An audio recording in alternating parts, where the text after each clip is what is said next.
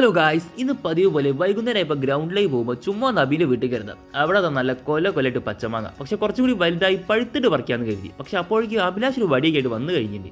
ഇനി എന്തെങ്കിലും പറിച്ചേ പറ്റുന്നുള്ള വാശിയിലായി ആണ്. അങ്ങനെ തൽക്കാലം എന്തെങ്കിലും പറിച്ചാൽ മതി എന്ന് പറഞ്ഞപ്പോൾ ഞങ്ങൾ തൊട്ടടുത്തുള്ള മുരിങ്ങ മരത്തിന് ചോട്ട് കൊണ്ടുപോയി തൽക്കാലം നീ കുറച്ച് മുരിങ്ങയൊക്കെ പറിച്ചു എന്ന് പറഞ്ഞു.